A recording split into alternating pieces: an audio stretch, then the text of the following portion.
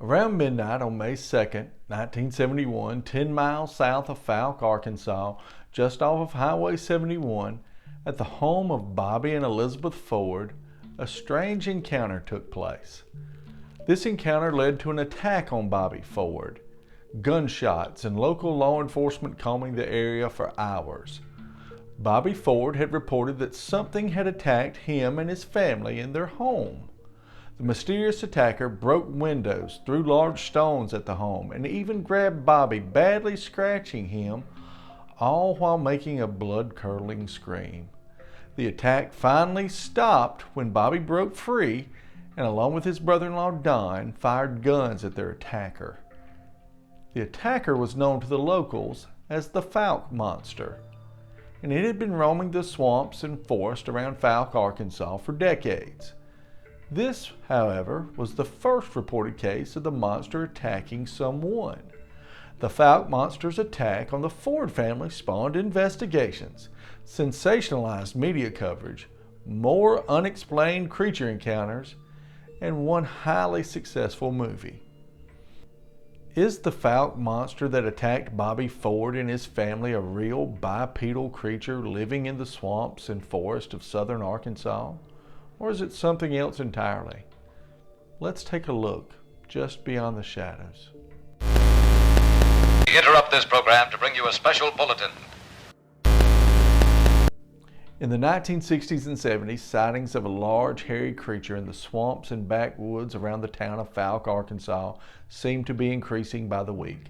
The creature, which witnesses described as over 7 feet tall, weighing well over 300 pounds, having rusty brown hair all over its body with reddish eyes, walked upright like a human. It was spotted dozens of times during those 2 decades.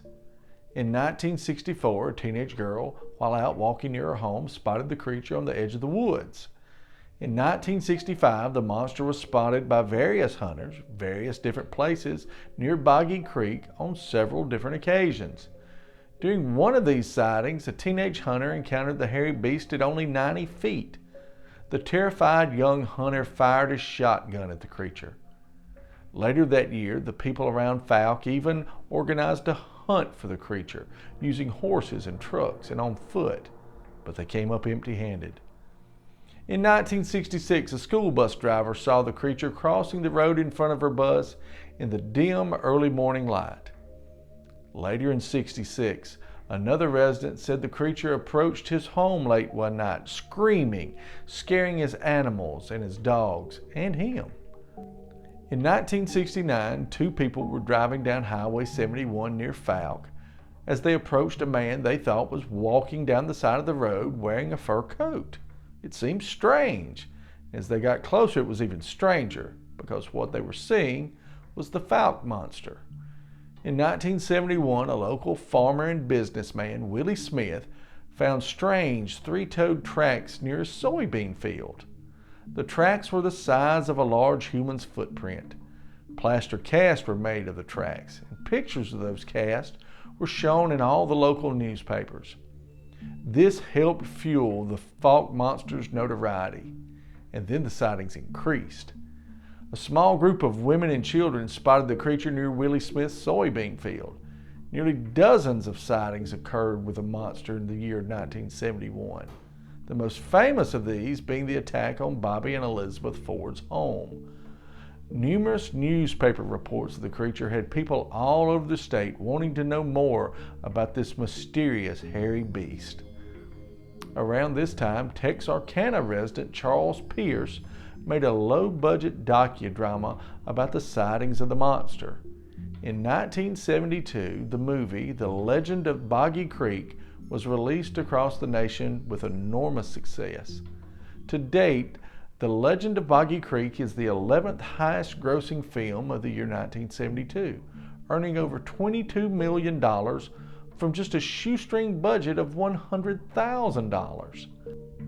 The Fouke Monster and The Legend of Boggy Creek quickly became a national sensation. Sightings continued throughout the rest of the 1970s. Dozens and dozens of people reported seeing the monster throughout the years that followed, with sightings of the Fouke Monster still occurring to this day. But the sightings of the Fouke Monster just didn't begin in the 1960s. The sightings of the hairy creature in the flooded backwaters of southwestern Arkansas date all the way back to 1908. It seems that the Fouke Monster has been roaming these swamps and woodlands for over 100 years. Reports of large, hairy, man-like creatures roaming the North American forest date back to Native American prehistory.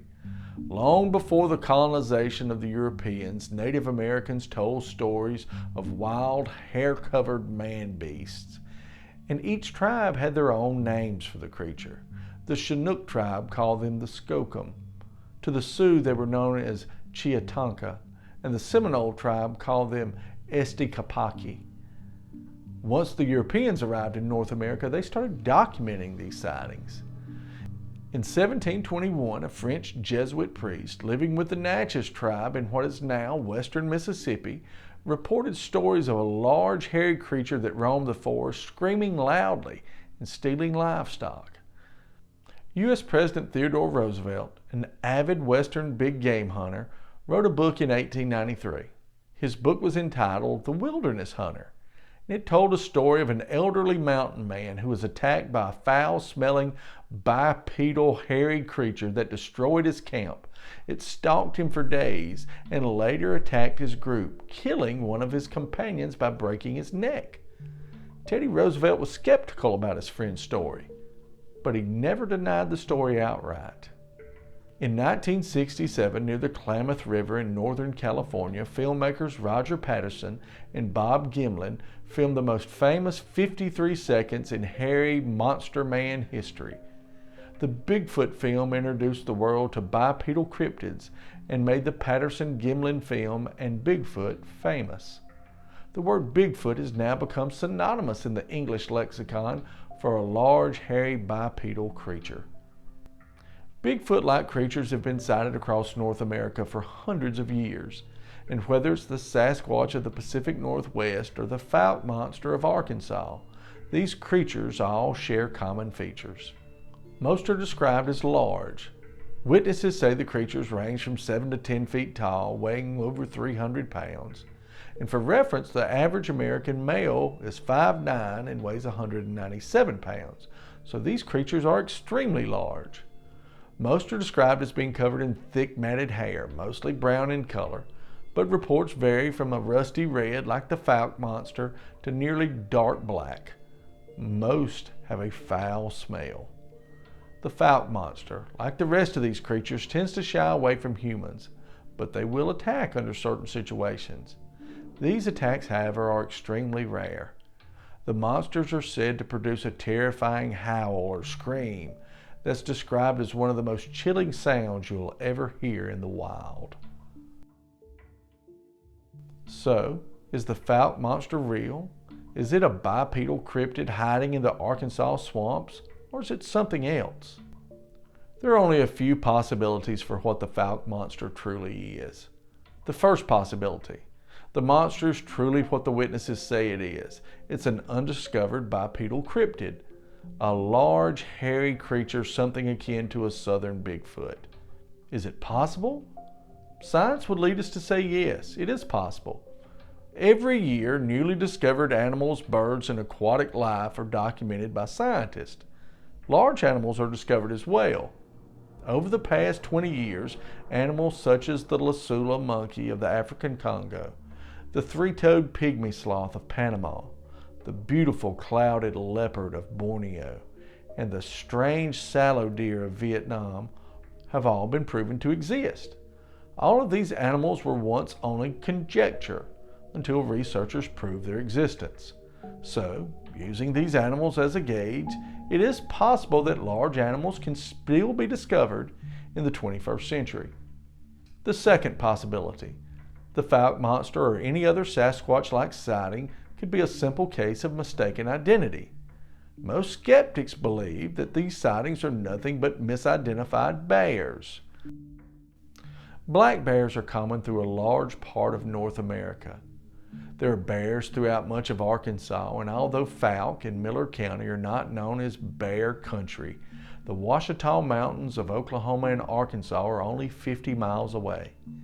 In these mountains, bears are plentiful, so it's certainly possible that the Fouke Monster is just a misidentified bear. And I know what you're thinking. Bears walk on all four legs. I know. You're right. It is true that bears mostly move around on all fours. However, they do walk on their hind legs, and sometimes they do this a great deal.